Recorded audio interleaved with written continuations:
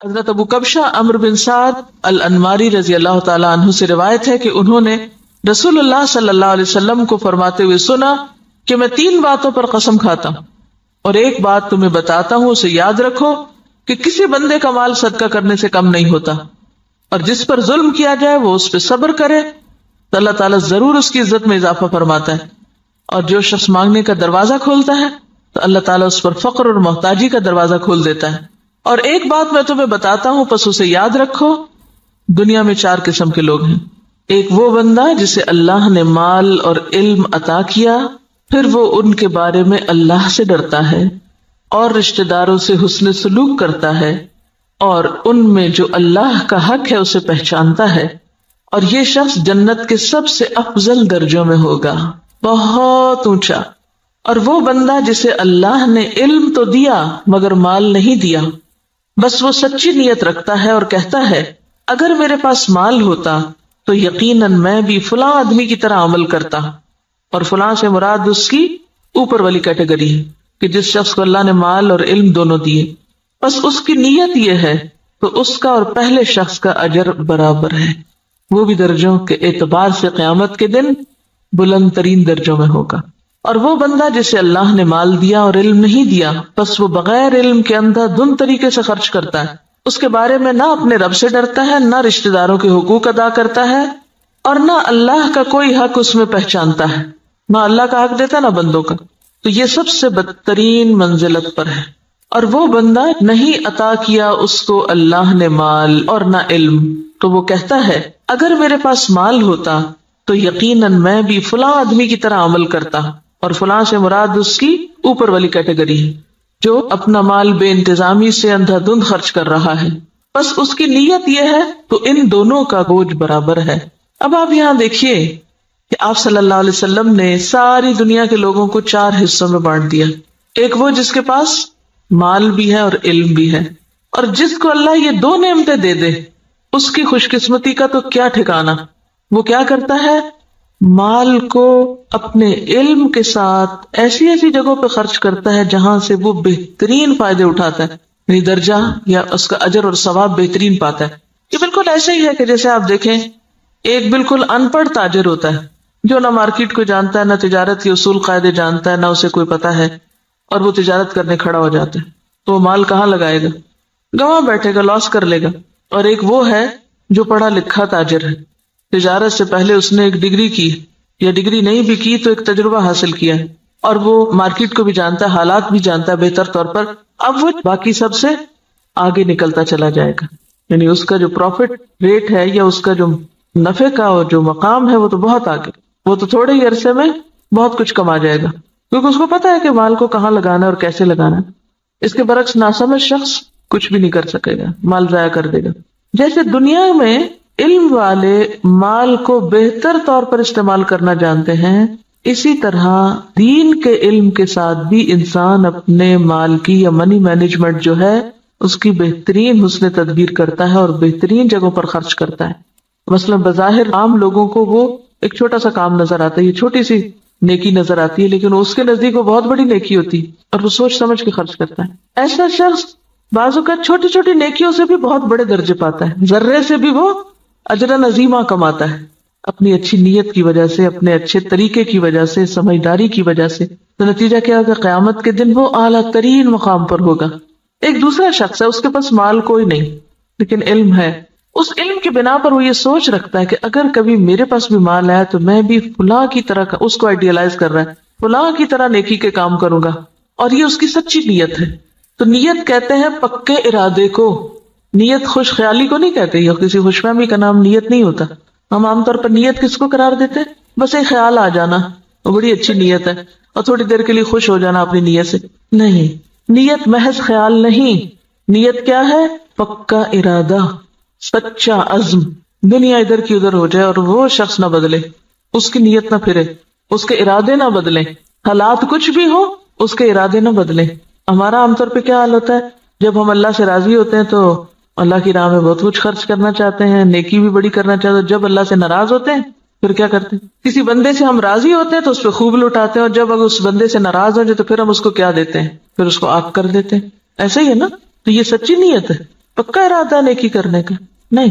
پکے ارادے والا کون ہوتا ہے؟ جو کسی کی تعریف، تنقید، حالات کے اچھے یا برے ہونے سے کوئی اثر قبول نہ کرے. جو اس نے نیکی کا ارادہ کیا تھا، ٹھانا تھا، وہ اس پہ جمع رہے کہ میں کسی کی باتوں میں آ کر اپنا کام چھوڑ دوں، کسی کے بہلانے سے، کسی اور دنیا کے حقیر فائدے کی خاطر میں اپنے مشن کو قربان کر دوں. نہیں، وہ احمق و بیوقوف شخص نہیں ہے کہ ایک ہوا کے جھونکے سے ادھر کو اڑ جائے اور دوسرا آیا تو ادھر اڑ جائے. وہ جم کے رہتا ہے اپنے مشن میں، اپنے سوچ میں، اپنے نیکی کا جو ارادہ اس نے کیا اس کو کوئی چیز متزلزل نہیں کرتی. ہمارا حال دیکھیں نا، ہم کئی دفعہ مال خرچ کرنے کا سوچتے ہیں، پھر تھوڑی دیر میں شیطان آ جاتا ہے اور وہ کیا کرتا ہے؟ نیت خراب کر دیتا. ہوتا ہے نا ایسے کہ نہیں ہوتا کبھی آپ کے ساتھ؟ یہ سچی نیت کوئی نہیں ہوتی. سچی نیت تو وہ ہوتی ہے کہ بس آپ نے کر لی اور اب دنیا ادھر کی ادھر ہو جائے اور آپ نے کرنا ہی کرنا ہے. ایسی نیت اگر کسی کی ہے اور مال نہیں بھی تو اللہ تو نیتوں کو جانتا ہے نا. ہم عام طور پہ کب کہتے ہیں اللہ نیت جانتا ہے میری؟ صرف خود کو کور کرنے کے لیے. ایسے شخص کو اللہ تعالیٰ بغیر کچھ کیے بھی وہی درجہ دے گا جو ایک کرنے والا کر کے لے رہا ہے، محض نیت کی سچائی کی وجہ سے، ارادے کی پختگی کی وجہ سے، خیر پر استقامت کی وجہ سے. تو یہ چیز دین میں بہت ضروری ہے. تیسرا وہ شخص ہے کہ جس کے پاس مال ہے، علم کوئی نہیں. اب یہ الٹ گیا قصہ، پہلے کے پاس علم تھا، مال کوئی نہیں تھا. اب اس کے پاس مال ہے، علم کوئی نہیں. اب وہ کیا ہے؟ بس جدھر اس کی خواہش نفس کہتی ہے، جدھر لوگ کہتے ہیں، جدھر اور لوگ جو کچھ کر رہے ہیں وہ بھی اندھا دھند وہی مال خرچ کرنا شروع کر دیتا ہے، دکھاوے میں، ریاکاری میں اور دنیاوی شہرت کے لیے. اب ظاہر پوچھ ہوگی، آپ کو پتا ہے کہ ابن آدم کے قدم ٹلیں گے نہیں قیامت کے دن جب تک کہ وہ 5 باتوں کے جواب نہ دے دے. اور اس میں سے ایک سوال کیا ہوگا؟ مال کہاں سے کمایا اور کہاں خرچ کیا، یہ پوچھا جائے گا. ایسا نہیں ہے کہ بس آپ چھوڑ دیے جائیں گے کہ بھیا اللہ میرا مال تھا، میری مرضی. یہ بات نہیں ہے. مال اللہ کی دی ہوئی ایک امانت ہے آپ کے پاس، اس کو اللہ کی مرضی کے مطابق ہی خرچ کرنا ہے. یہ نہیں کہ اگر آپ کو مال مل گیا تو اختیار بھی مل گیا. منمانی کرنے کا اختیار تو نہیں مل جاتا مال ملنے سے، یہ ملتا ہے ویسے ہم نے لیا ہوا ہے. ہم اپنے مال کو خرچ کرتے وقت کیا ذہن میں رکھ کے خرچ کرتے ہیں؟ میرا مال، میری مرضی، کیا مرضی کرو. کوئی سمجھائے بھی تو ہم کیا کہتے ہیں؟ جہاں جی چاہے اڑاؤں. تم کون ہوتے مجھے کچھ کہنے والے؟ میرے پیسے ہیں نا، جو چاہوں کروں. اور وہ اس کی نیت کیا ہے؟ کوئی اس کی نیت نہیں. خاص طور پر جو حدیث کے الفاظ ہیں نا قابل غور ہے. لا يصل فيه رحمه ولا يعلم لله فيه حقا. نہ رشتہ داروں کو دیتا ہے اور نہ اللہ کا حق پہچانتا ہے، نہ فی سبیل اللہ خرچ کرتا ہے. یہ مالدار شخص قیامت کے دن سب سے بدترین جگہ پر ہوگا کہ جس کو اللہ نے دنیا میں مال تو دیا لیکن اس کے پاس کوئی سمجھ نہیں ہے کہ اس نے اس کے ساتھ کرنا کیا ہے. اور چوتھا وہ ہے بدقسمت کہ جس کے پاس ہے بھی کچھ نہیں ہاتھ میں لیکن آئیڈیالائز اس کو کرتا ہے. ہی اس تیسرے شخص کو کہ جو غلط جگہوں پہ مال خرچ کر رہا ہے. عام طور پر ہم لوگ کس کی پیروی کرنا چاہتے ہیں؟ اس شخص کی جس کے پاس مال ہے اور وہ نیکی کے راستے میں خرچ کرتا ہے، یا اس کی جس کے پاس مال ہے اور وہ دکھاووں کے لیے خرچ کرتا ہے؟ انڈیا کا کوئی امیر ترین شخص اور وہ کہتا ہے کہ میں کھانا تو 2 وقت کا کھاؤں گا، لیکن اگر کوئی شخص اعلیٰ تعلیم حاصل کرنے کے لیے وظیفہ چاہے تو اپنے مال میں سے اس پہ خرچ کروں گا. تو یہ ایک ایسی مثال ہے نا کہ اس کے پاس ہے بہت کچھ لیکن وہ صرف ذاتی عیاشی میں نہیں اڑا رہا، وہ اعلیٰ مقاصد میں خرچ کر رہا ہے. اور لوگوں کے لیے ایک مثال یہ بھی، اور ایک وہ شخص ہے کہ جس کے پاس ہے اور وہ محض خواہشات کی تکمیل میں اور ذاتی خوشی میں خرچ کر رہا ہے. تو نتیجہ کیا ہے؟ باقی لوگ بھی اس کو آئیڈیالائز کر رہے ہیں اور وہی کچھ کر رہے ہیں. آج آپ دیکھیں کہ ہمارے معاشرے میں جس طرح نمود و نمائش ہو گئی ہے یا اس کے مظاہر جو نظر آتے ہیں، اس کے پیچھے کیا چیز ہے؟ فضول خرچی کے پیچھے کیا نفسیات ہوتی؟ دکھاوا اور نمود و نمائش کے پیچھے کیا ذاتی بڑائی کا جذبہ کہ لوگ مجھے بڑا مان لیں. تو قیامت کے دن ایسا شخص کہاں ہوگا؟ اخبث المنازل اسفل سافلین، وہ سب سے نیچے ہوگا کیونکہ اس نے اللہ کی نعمت کا غلط استعمال کیا. تو ہم سب کے لیے کیا ضروری ہے کہ ہم اپنے اپنے طریقوں کا جائزہ لیں. کوئی پیسہ خرچ کرنے سے پہلے ذرا رک جائیں اور سوچیں کہاں دے رہے ہیں، کس کو دے رہے ہیں، کیوں دے رہے ہیں، کیا مقصد ہے، کیا نیت ہے، کیا ارادہ ہے. اور اگر مقاصد چھوٹے چھوٹے ہیں، صرف دنیا سامنے ہے تو چھوٹا دل ہے اور چھوٹی جزا ہے. اور اگر دل بڑا ہے، مقاصد بڑے ہیں تو ذات سے بھی کاٹ لیں گے، اپنے آرام سے بھی کاٹ لیں گے اور بڑی جگہ پر انویسٹ کریں گے. صرف زبان کے ذائقے پر ہی خرچ کرتے چلے جانا، صرف دل کے سکون میں لباس پر ہی خرچ کرتے چلے جانا، صرف اپنی ذات ہی کو یا اپنے ہی آرام کو دیکھتے چلے جانا اور دین کے اور اعلیٰ ترین مقاصد کو بھول جانا، تو دنیا میں بھی مسلمانوں کو کس سے دوچار کر رہا ہے. اب دیکھیے، ہم نے بہت اس پر پہلے بھی بات کی تھی کہ ترقی یافتہ قومیں، آپ کو پتا 40% تک ٹیکس ہوتا ہے ان کا، 40 بازوں کا 60% بھی ٹیکس ہوتا ہے، کہ آپ نے 100 روپے کمایا 60 روپے دے دیجئے گورنمنٹ کو، وہ آپ کے لیے سڑکیں بنائے، اسپتال بنائے، ریسرچ سینٹر قائم کرے تاکہ قوم ترقی کرے۔ ہمارا کیا حال ہوتا ہے کہ ہم جتنا بھی کمائیں وہ سارے کا سارا پلٹ کر اپنی جیب میں ڈالیں، گھر ہمارا محل ہو، سڑک اور گلی چاہے ہماری ٹوٹی پھوٹی ہو۔ اسی وجہ سے ہم اس حال میں ہیں کہ ہم بڑے مقاصد میں خرچ نہیں کر سکتے، اپنی ذات کے لیے اور اپنے ہی لیے، اور پھر اپنے اوپر خرچ کرنے کے لیے ایسے ایسے طریقے اختیار کرتے ہیں کہ جس سے اجتماعی فائدہ پیچھے چلا جاتا ہے۔ اب دیکھیے کہ ایک قطرہ جب دریا میں ملتا ہے تو کیا ہو جاتا ہے، وہ کیا کہلاتا ہے؟ دریا کہلاتا ہے، اور جب وہ صرف قطرہ رہتا ہے تو وہ اپنی انفرادیت بھی کھو دیتا ہے، اپنی آئیڈینٹی بھی ختم کر دیتا ہے۔ اگر ہم صرف اپنی ذات کو نمایاں کرتے رہے ختم ہو کے رہ جائیں گے، اور اگر ہم نے یہ سب کچھ اچھے مقاصد کے لیے اپنے آپ کو بھی اور اپنے مال اور اپنے اوقات کو بھی لگایا تو پھر اعلیٰ ترین منازل پا سکتے ہیں۔ یہاں جو بات یاد رکھنے کی ہے، بظاہر تو حدیث بالکل واضح ہے، مطلب صاف ہے، سمجھ میں آنے والا ہے، لیکن عملی طور پہ کیا کرنا ہے؟ ہر شخص اپنے اوپر کچھ نہ کچھ صدقہ لازم کرے، کچھ نہ کچھ کسی کو ضرور دے، چھوٹا ہو یا بڑا، اور دے کے تجربہ کرے کہ یہ بات کس قدر سچی ہے۔ آپ دے کمی نہیں ہوگی، اس سے زیادہ آئے گا۔ نمبر 2، سوچے کس نے آپ پر کوئی ظلم یا زیادتی کی، نہیں یاد آ رہا تو ذرا غور سے یہ ذرا ذہن پہ زور ڈالیں۔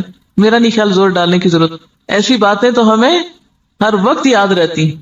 کس نے میرے ساتھ کیا زیادتی کی ہوئی، سوچیں کس نے میرے ساتھ کیا ظلم کیا اور میں نے اب تک اس کو معاف نہیں کیا، ان سب کو آج معاف کر دیں، اور اپنے دل سے ان ظلم و زیادتی کے باتوں کو نکال کے دروازہ بند کر دیں، صاف کر دیں، صفائی کر دیں دل کی۔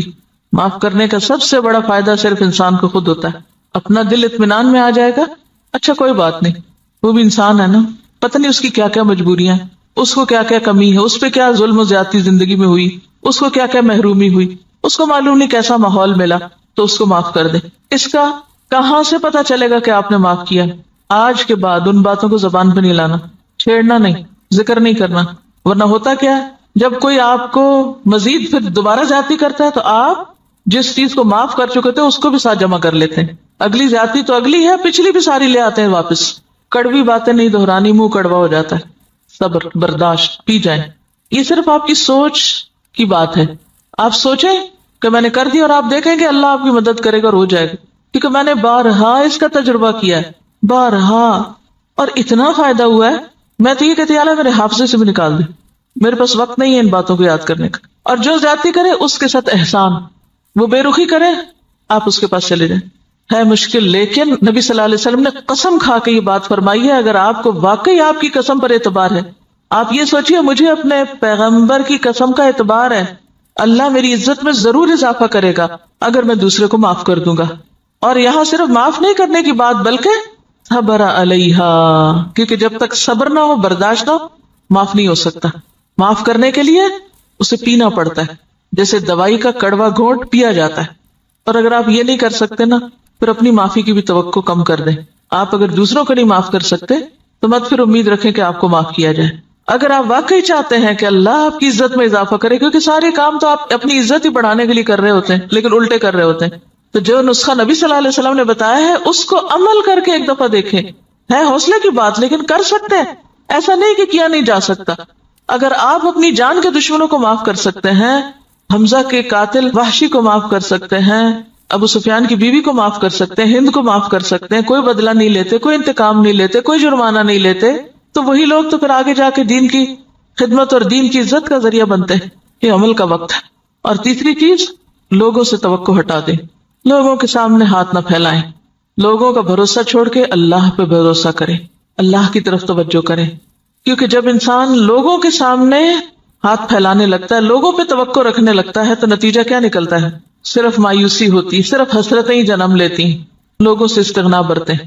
کسی شخص کے بارے میں اگر آپ کا علم یقین کی حد تک بھی ہونا کہ یہ شخص میرے لیے برا سوچتا ہے، آپ اچھا سلوک شروع کر دیں، آپ کا حسن اخلاق اس کا ذہن آپ کے بارے میں ضرور بدلے گا۔